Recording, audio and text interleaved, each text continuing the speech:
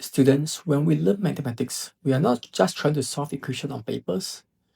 Quadratic will show up everywhere in the real world, so they might also appear in examinations in the form of the word problem.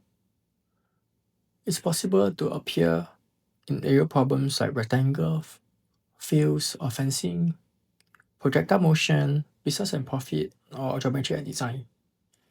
Here is a quick guideline to how to solve real-world quadratic problem. First, understand the problem thoroughly, read carefully, and identify all the information you are given. Do not rush. Next, you define all your variables clearly.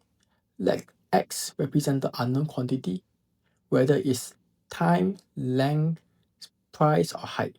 Be as specific as possible about what x actually means. Next, you create the equation.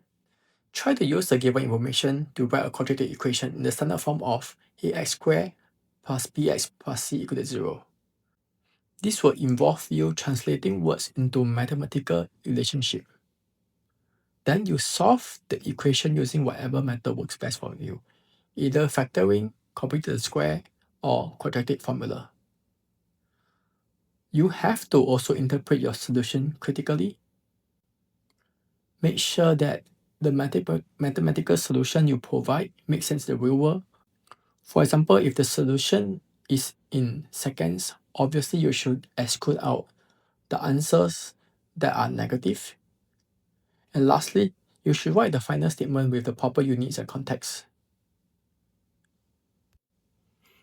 Let's walk through some real-life examples.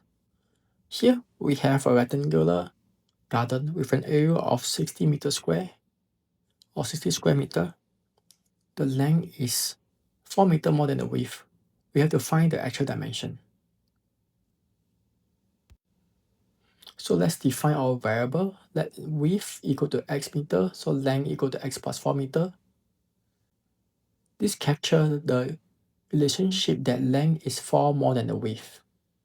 Now we use the area formula, area equal to length times width. So we have x multiplied by x plus 4 equal to 60. And then we will arrange to form the standard equation. X squared plus 4x minus 60 equal to 0. We can solve this by factoring. We need two numbers that multiply to minus 60 and then they should be summed to 4. We can try 10 and minus 6. And since 10 multiplied by minus 6 equal to minus 60 and 10 plus minus 6 equal to 4, this works for us. So we have x plus 10 multiplied by x minus 6 equal to 0, giving us x equal to minus 10 or x equal to 6. Now here, we need to do some critical thinking. Can width be minus 10 meter? Obviously, no. Negative width makes no sense. So we reject x equal to minus 10 and we accept x equal to 6. Therefore, width equal to 6 meters and the length equal to 6 plus 4 equal to 10 meters. We can verify this. 6 multiplied by 10 equal to 60 square meters, and 10 is indeed 4 more than 6.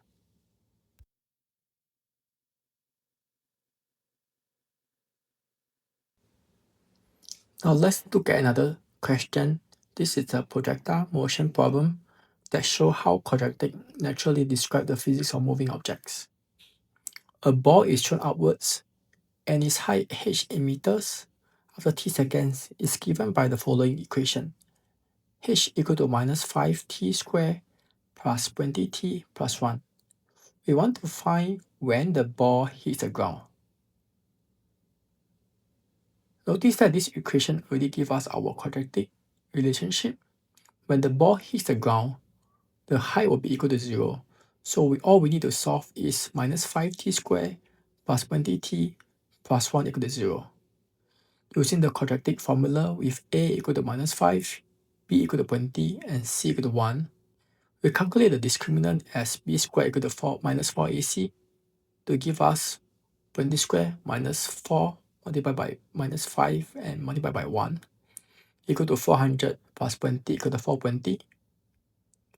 And then we apply the formula t equal to minus 20 plus minus square root of 420 and the whole thing is divided by minus 10 should give us two solutions. T equal to minus 0.049 and T2 equal to 4.049. This is where physics meets mathematics. Both solutions are mathematically correct, but what do they mean physically? T equal to minus 0.049 seconds represent a time before the ball was thrown. Essentially, the ball would have been at ground level if we could move the time backwards. T equal to 4.049 seconds is when the ball actually returned to the ground level after being thrown. So therefore, the first answer T equal to negative 0.049 make no sense here. So here, we only have one answer, T equal to 4.049.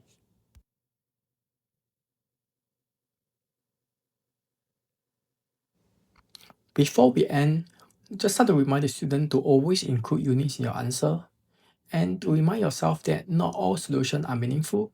You make sure that you choose the realistic answer. Also, recall that quadratic formulas can help us predict the maximum or minimum values. Thank you for your time in attending the classes on quadratic equation. We look forward to see you in another class.